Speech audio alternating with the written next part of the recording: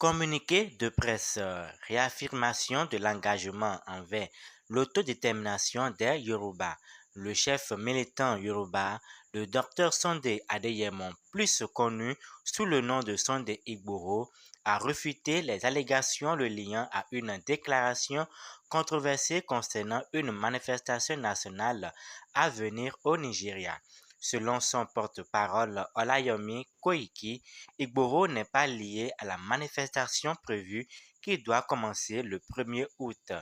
Le mardi 30 juillet 2024, des reportages dans les médias ont forcément attribué une déclaration à Igboro suggérant qu'il s'opposait aux manifestations prévues. En réponse, Olayomi Koiki, le porte-parole, a qualifié ces rapports de faux et de propagande destinés à discréditer l'engagement d'Igboro envers l'autodétermination des Yoruba et à décourager la participation du public aux manifestations. Olayomi Koiki a souligné que la position d'Igboro reste échangée. Il soutient la quête de la liberté des Yoruba. Il a fait référence à une lettre envoyée au président nigérian Bola Tinubu le 17 avril 2024 qu'il appelait à des négociations concernant le départ pacifique des Yoruba du Nigeria. Cette lettre, également signée par le professeur Adebanji Akintoye, chef du mouvement d'autodétermination des Yoruba, YSDM, et Ola Ademola, demandait au président Tinubu de constituer une équipe de négociation dans un délai de 2 mois. La demande devrait s'expirer le 13 juin 2024, le 25 juillet, sinon le 25 juillet 2024, Igboro a rendu visite à Oba Benjamin Olanite, l'Onimeko d'Imeko, dans l'état d'Ogun.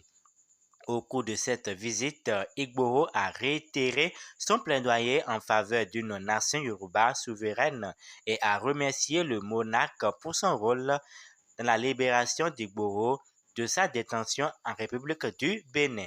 Igboro a souligné que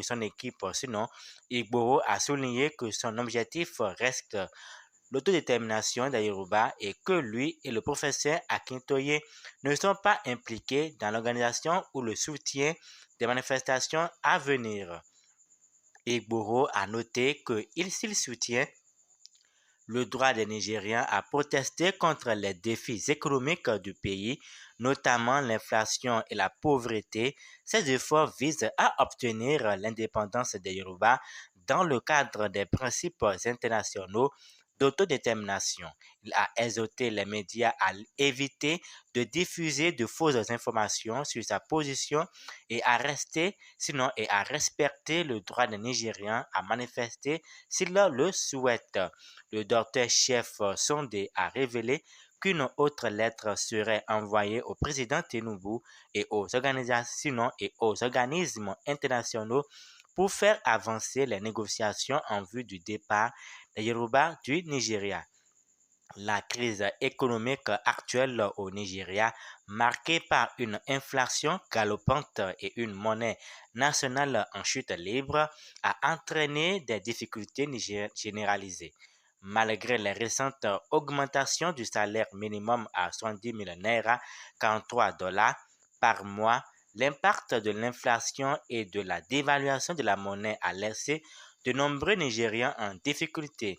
La crise est largement imputée aux politiques du président Bola Tinubu, notamment la suppression partielle des subventions sur les carburants et le flottement de la monnaie qui ont fait grimper les prix.